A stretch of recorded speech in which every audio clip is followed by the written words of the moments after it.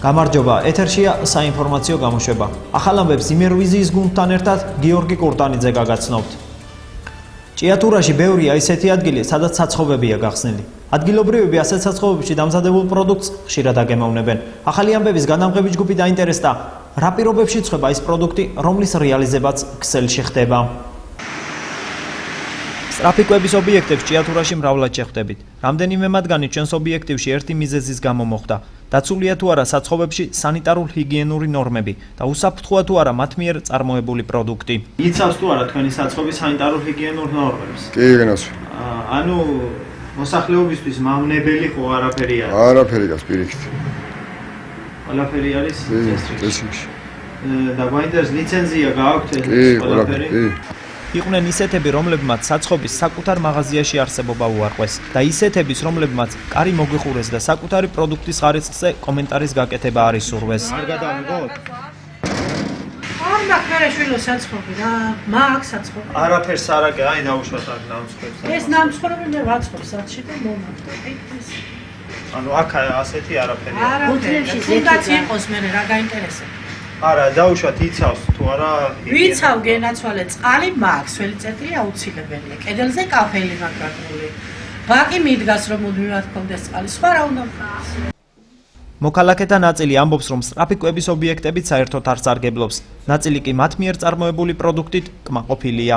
მე არა ვარ თვითონ ამისის, რომ ჭამოსადმე. სახში ვჭამ უმეტესად ჩემს საჭმელს. კმაყოფილი ვარ და ცნობი ყველაფრით. ეხლა რის შესაძენად მოხდა? გლობიანი შესაძლებელი. ხშირად ნიდულობ კი. კმაყოფილი. ყოველთვის არის სუფთა მოწესრიგებული ადამიანი. ეხლა რა შეიძლება? ეხლა ხაჭაპური და ლავაში. საკითხთან დაკავშირებით სურსათის ეროვნული სააგენტოს იმერეთის სამსახურში კომენტარზე უარი განაცხადეს. სატელეფონო საუბრისას კი აღნიშნეს, რომ სტრაფიკვების ობიექტების ზედამხედველობა მათ კომპეტენციაში არ შედის. თუ თქვენ ხაჭაპურისა და მსგავსი პროდუქტის დაგემოვნებას გადაწყვეტთ, მცხობელის კეთილსინდისიერებას უნდა ენდოთ, რადგან აღნიშნულ პროდუქტებზე ზედამხედველობის სამსახური ჭიათურაში არ არსებობს და იმ პირობების ნახვა, კი როგორ ცხება პროდუქტი, რომელიც გასაყიდად ქსელში გამოდის, დღეს ჩვენთვის შეუძლებელი აღმოჩნდა. 3 დეკემბერი შეზღუდული შესაძლებლობების მქონე პირთა დღეა. ამ დღეს აღნიშვნის მიზანია შეზღუდული შესაძლებლობის მქონე პირთა კეთილდღეობის, ღირსებისა და უფლებების აღიარება და მხარდაჭერა. ლაშა ბებიასთან ერთად რუსთაველის ქუჩაზე მდებარე ამ სახლში ცხოვრობს. სახლში, რომელშიც თითქმის ისევე წვიმს და თოვს, როგორც გარეთ. ნელი ბრეგვაძის თხოვნით ადგილობრივმა მთავრობამ მას სახურავი გადასცა, თუმცა უსახსრობის გამო დახურვას ვერ ახერხებს. ძალიან ძიმე მდგომარეობაში ცხოვრობთ. მივედი ბატონ სულხან ახათაძესთან და გამიწია დახმარება და მომცა სახურავი, მაგრამ ვერ დავხურე ჯერჯერობით სახსრების გამო. 12 წლის ლაშა ცერემბრალური დამბლითაა დაავადებული. დროის დიდ ნაწილს სახლში ატარებს. უყვარს ფანჯარასთან ყოფნა. ყველაზე მეტად ახლა მას უამინდობა ადარდებს, რადგან არ უყვარს თოვლი და სიცივე.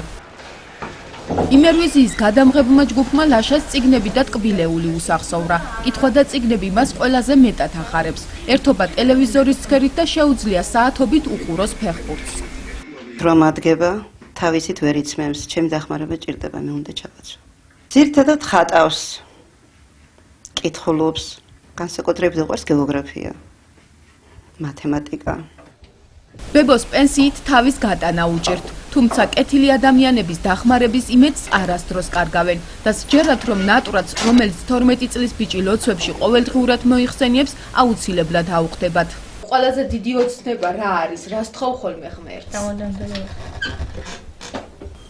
სასტუმრო რედისონში შეზღუდული შესაძლებლობის მქონე პირთა უფლებების გაუმჯობესებისთვის ღონისძიება გაიმართა, რომელსაც საქართველოს პრემიერ-მინისტრი ირაკლი ღარიბაშვილი, ამერიკის შეერთებული შტატების ელჩი რიჩარდ ნორლანდი, მთავრობის, საერთაშორისო ორგანიზაციების, დიპლომატიური კორპუსის და არასამთავრობო სექტორის წარმომადგენლები დაესწრნენ.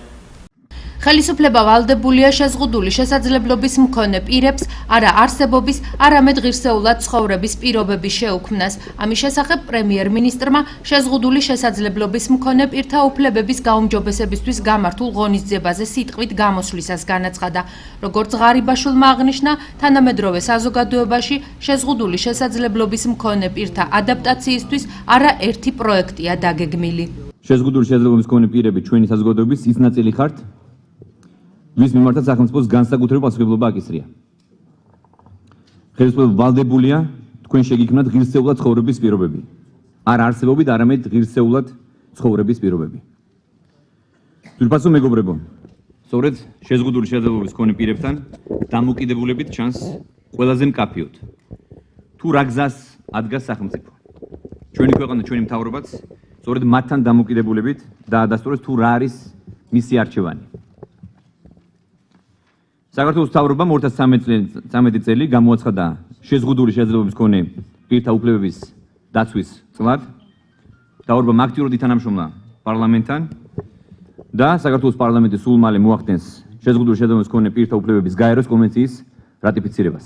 ძალიან მნიშვნელოვანი ურთიერთგაცვლა ინფორმაციის მოსაზრებების, რათა ჩვენმა შეზღუდული შესაძლებლობის მქონე მოქალაქეებმა იგრძნონ სახელმწიფოსგან ყურადღება, სახელმწიფოსგან მხარდაჭერა.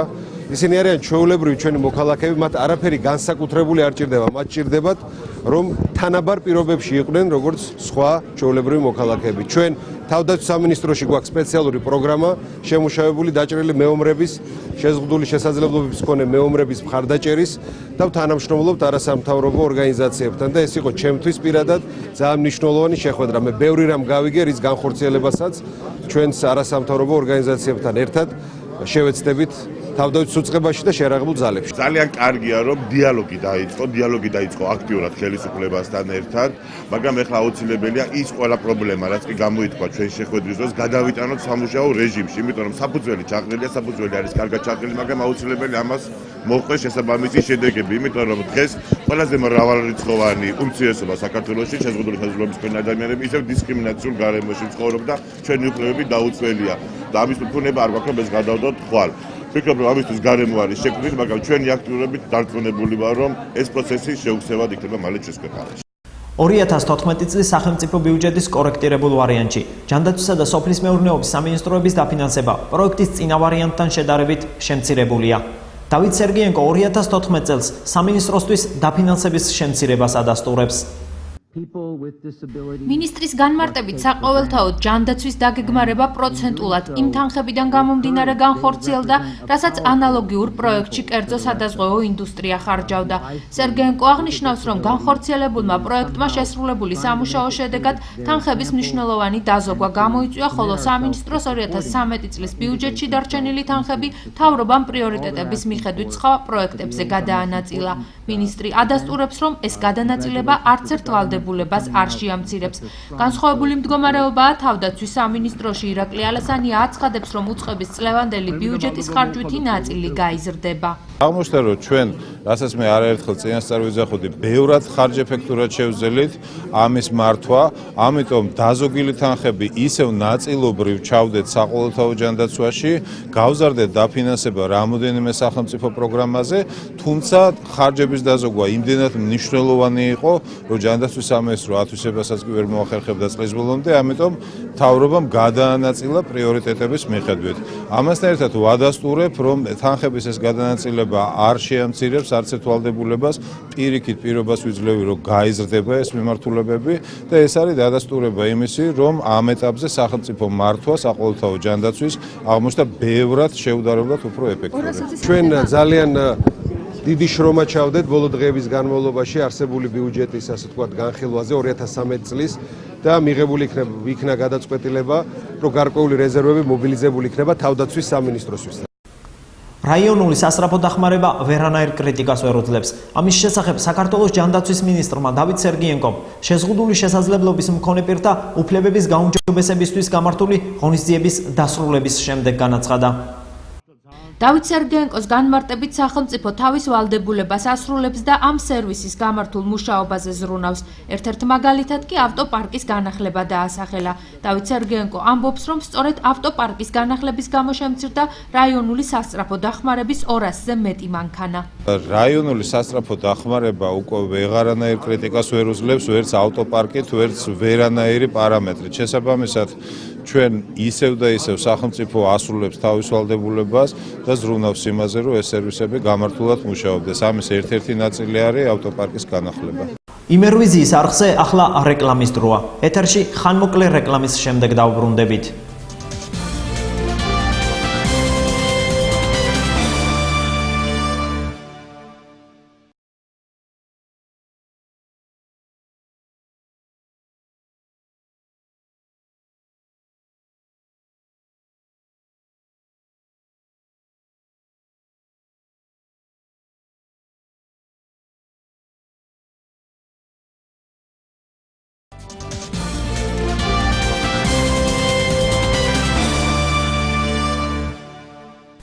რეკლამის შემდეგ ეთერში ბრუნდება იმერვიზიის ახალი ამბები. განვაგრძობთ გამოშვებას.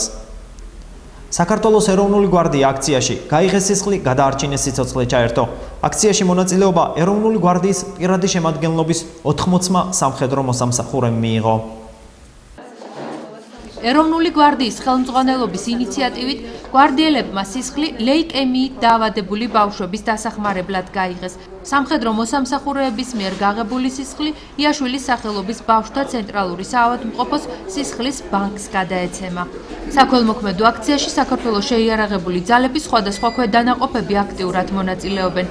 80 თანამშრომელი ჩააბარებს სისხლს და ამგვარად გამოხატავს ხარდაჭერას იმ ადამიანებისა, რომელსაც ყველაზე მეტად უჭირს. ეს სისხლი ხმარდება ლეიკემიით დაავადებულ ბავშვებს, რომლებიც იაშვილის კლინიკაში მკურნალობენ. დღეს ჩვენ ვიმყოფებით ეროვნულ გვარდიაში. მინდა ვთქვა, რომ საკმაოდ ხანია უკვე შემოერთებულია ჩვენთან თავდაცვის სამინისტრო, კერძოდ გორის მე-5 ბრიგადა და ასევე 51 ბატალიონი აქტიურად არის ჩართული. როგორც დღეს მე მითხრეს, იგეგმება შემდგომშიც სხვა ბატალიონებშიც ესეთი აქციები. ძალიან დიდი მადლობა მინდა ვუთხრა თავდაცვის სამინისტროს. 52 პატიმარი, რომელთა უმეტესობას ასჯელს გლდანის ციხეში იხდის, მართლმსაჯულების ხარვეზების დამდგენი კომისიის გადადების გამო შიმშილობს. ამის შესახებ მედია საშუალებებს სასჯელ აღსრულების მინისტრმა სოზარ სუბარმა განუცხადა. სასჯელ აღსრულების პრობაციისა და იურიდიული დახმარების საკითხთა მინისტრის თქმით, პატიმრების შეშფოთება საფუძველს მოკლებულია. მისი განმარტებით კომისია იურიდიული და ფინანსური საკითხების გარკვევის შემდეგ ჩამოყალიბდება. როგორც სუბარმა აღნიშნა, მართლმსაჯულების ხარვეზების დამდგენი კომისიის შესახებ დეტალურ ინფორმაციას საზოგადოებას იუსტიციის მინისტრი თია წულუკიანი მიაწოდებს. შიმშილობა ძირითადად ციხეებში რო არ იყოს რამდენიმე ადამიანი რო არ შიმშილობდეს, ასეთი დღე პრაქტიკულად არ არსებობს. ამ თვისთვის შიმშილობს 52 ადამიანი, მათი ნაწილი არის გლდანში და მათი შიმშილობა ნაწილის უკავშირდება აი ამ კომისიის შექმნა არ შექმნას მართლმსაჯულების ხარვეზების დამდგენი კომისიასთან დაკავშირებით. თუმცა მინდა ვთქვა, რომ ადამიანები, რომლებიც მართლმსაჯულების ხარვეზების დამდგენი კომისიის გამო ნერვიულობენ, შიმშილობენ ან სხვა საპროტესტო აქციებს მიმართავენ, ტყუილად ნერვიულობენ, იმიტომ რომ ეს თემა არ გაჩერებულა. უჩან ანუაშვილი აპარატის მიერ განხორციელებულ გეგმებზე საუბრობს. ადამიანის უფლებათა საერთაშორისო დღესთან დაკავშირებით სახალხო დამცველის ოფისი სპეციალურ ანგარიშს ამზადებს. უჩან ანუაშვილის თქმით, ანგარიშში ქვეყანაში ადამიანის უფლებათა არსებული მდგომარეობა მოხვდება. როგორც უჩან ანუაშვილმა აღნიშნა, სახალხო დამცველის ოფისი საზოგადოებას დეკემბრის შუა რიცხვებში 1 წლის შემაჯამებელ ანგარიშსაც წარუდგენს. 7 დეკემბერს გახდება 1 წელი, რაც პარლამენტმა სახალხო დამცველად ამირჩია. ჩვენ გვინდა საზოგადოებას აპარატის მიერ ჩატარებული ღონისძიებების შესახებ ინფორმაცია მივაწოდოთ, აღნიშნა ანუაშვილმა. სახალხო დამცველის ინიციატივით იქნება მომზადებული სპეციალური ანგარიში საქართველოში ადამიანის უფლების შესახებ. ანუ განსხვავებით იმ საპარლამენტო ანგარიშისგან, რომელიც ყოველი წლის მარტში წარედგინება პარლამენტს, ჩვენ 10 დეკემბერს ყოველწლიურად მომამზადებთ მოკლე ანგარიშს ქვეყანაში ადამიანის უფლებათა მდგომარეობის შესახებ. ჩვენ მიმოვიხილავთ ყველა იმ ძირითად ტენდენციას, რომელსაც ადგილი ჰქონდა წლის განმავლობაში. მეორე ახალი ინიციატივა ასევე, რომელიც უკვე დეკემბრის შუა რიცხვებში იქნება ჩვენს მხრიდან წარმოდგენილი, ეს არის ანგარიში საზოგადოებას. სახალხო დამცველი ჩააბარებს ანგარიშს საზოგადოებას 1 წლის განმავლობაში მის და მისი აპარატის მხრიდან ჩატარებული ღონისძიებების შესახებ. კოალიცია დამოუკიდებელი ცხოვრებისათვის ორგანიზებით ვარდების რევოლუციის მოედნიდან რუსთაველის მეტრომდე შეზღუდული შესაძლებლობების მქონე პირთა საერთაშორისო დღისადმი მიძღვნილი აქცია მსვლელობა გაიმართა. როგორც მსვლელობის მონაწილეები აცხადებენ, მათი მთავარი მიზანია საზოგადოებას კიდევ ერთხელ დაანახონ, რომ შეზღუდული შესაძლებლობის მქონე პირებით საზოგადოების სრულუფლებიანი წევრები არიან.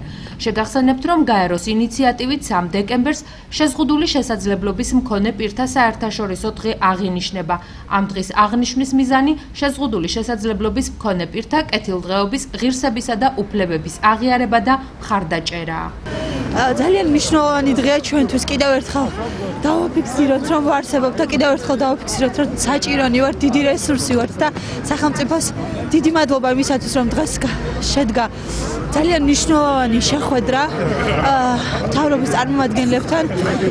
ვიმედოვნებ, რომ ეს შეხვედრა იქნება შედეგზე ორიენტირებული და დიდ წარმატებებს მივაღწევთ მათთან ერთად და მათ გვერდში დგომით და მინდა ყველას უთხრა, რომ ერთად დავანგრევთ ბარიერებს აუცილებლად და ეს არის დამკვიდრება საზოგადოებაში, ცნობიერების ამაღლება ჩვენი მხრიდან, რომ მეტლით მოსარგებლე ადამიანი არის ამ საზოგადოების წევრი, რომ ვარ ძალიან ბევრი, ძალიან დიდი ძალა და ჩვენც ვართ ამ საზოგადოების წევრები და გვინდა რომ ჩვენს ქვეყანაში, ჩვენ საზოგადოებასთან ერთად ვიცხოვროთ, ვიყოთ ადაპტირებული საზოგადოებაში და არ ქონდეს რაღაცა ესეთი სტიგმები არ იყოს, რომ ეს ეტლიანია და რაღაც ასე შემდეგ. გვინდა რომ იყოს აღმოფხრილი ეს ბარიერები, როგორც საზოგადოებიდან, ისე ქუჩები იყოს ადაპტირებული და კეთილმოწყობილი, რის იმედის და დაპირებაც მოგვცა ახალმა მთავრობამ და ყველაფერს უყურებთ ჩვენს იმედის თვალით, იმიტომ რომ ვართ როგორც რატი იყო და გამოუსწორებელი ოპტიმისტები. ეს იყო ახალი ამბები იმერვიზიის არხზე. მე მომავალ შეხვედრამდე გემშვიდობებით.